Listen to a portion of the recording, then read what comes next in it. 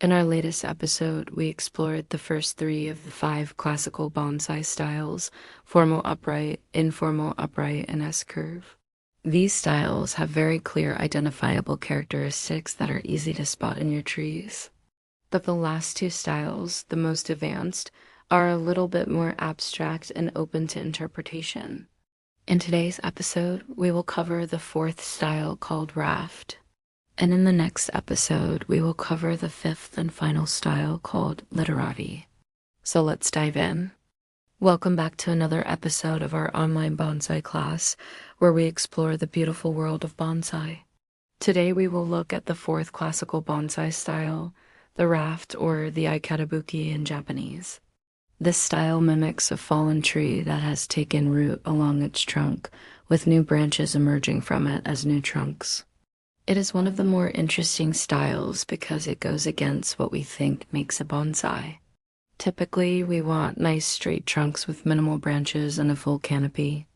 But in this style, we're going to take that classic bonsai ideal and twist it on its head. We want big, thick, gnarly branches, a narrow canopy, and a low branch that sweeps all the way to the ground. The image is that a tree has been uprooted, but rather than just laying there, it has started growing again. The word ikeda comes from the Japanese word for life raft, which is fitting because the tree is floating, not rooted in reality. The tree seems to be suspended in time, showcasing its struggle for survival. This style is meant to evoke a sense of resilience, determination, and adaptability.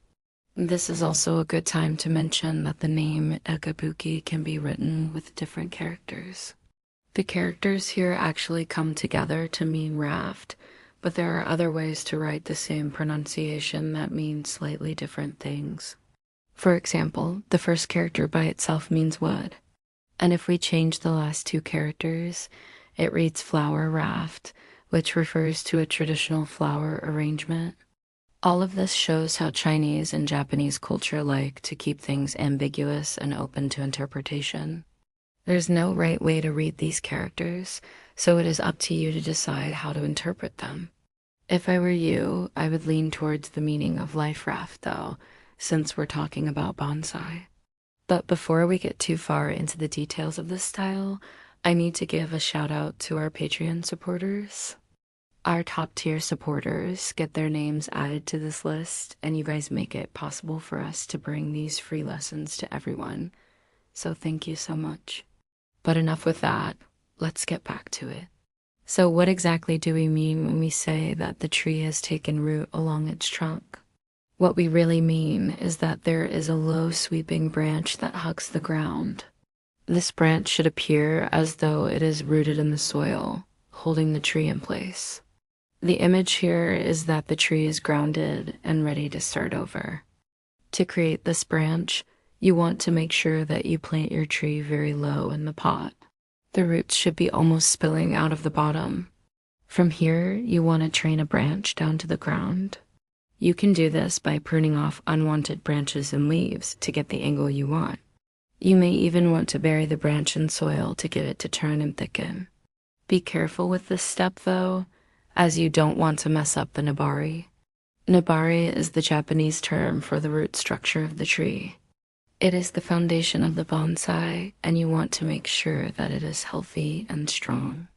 If you bury the branch too deeply, you risk damaging the roots and killing the tree. So proceed with caution. Now once the branch is in place, you can start to grow the new trunks.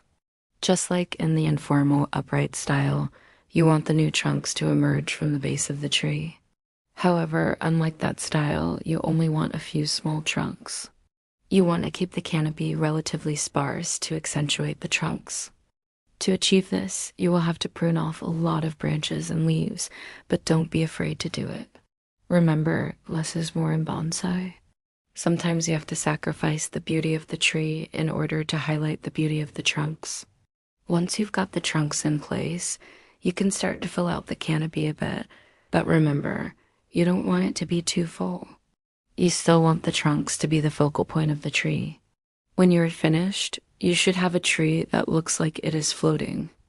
It should look like it is suspended in time, caught in the moment of rebirth. It is important to note that the raft style is not just a dead tree. It is a tree that has been uprooted but is now growing again. It is a symbol of resilience, determination, and adaptability. When you are looking at a raft-style tree, you should feel a sense of wonder and awe at the tree's ability to survive and thrive in the most difficult of conditions.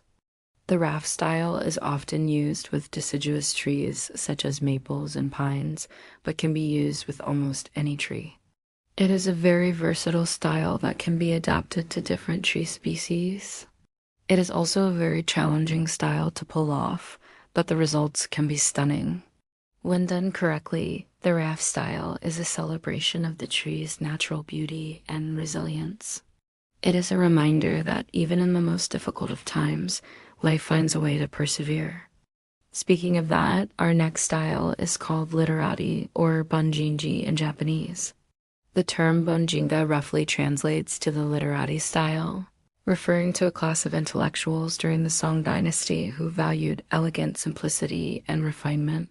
The Literati style is characterized by its emphasis on minimalism, with slender trunks, dramatic bends, sparse foliage, and expressive form. Unlike the previous styles, the Literati style focuses on the tree's overall form rather than its size or age. It is often said that the Literati style is the most difficult of the bonsai styles to achieve because it requires a deep understanding of the tree's growth and development.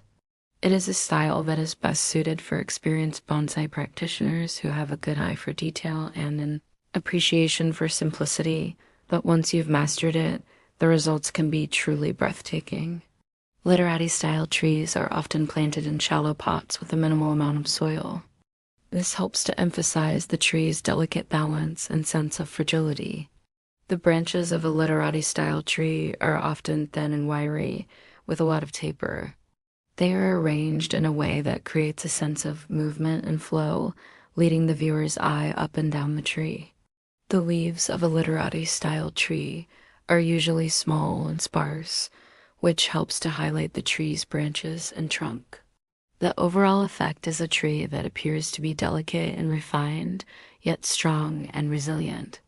So there you have it, the fourth classical style of bonsai, the raft. This style is all about embracing the unexpected and finding beauty in the unconventional. Just like in life, sometimes the most beautiful things are the ones that are unexpected. So don't be afraid to break the rules and experiment with different styles. Who knows, you might just create something truly unique and beautiful. And speaking of that, if you want to learn about the fifth and final classical style, then be sure to check out the next episode where we'll talk about literati. Now, if you want to become a master of bonsai, you're going to need to watch our ultimate guide to bonsai. It's literally like 6 hours of nonstop bonsai awesomeness. We go into extreme detail on everything. You need to know about bonsai from the basics all the way to advanced techniques. It is the perfect course for anyone who wants to take their bonsai skills to the next level. If you are already a patron, then go ahead and click the link in the description. Otherwise, please consider supporting us by clicking the link in the description. It will help out the channel a ton. Alright, that's it for today. Until next time, happy bonsaiing.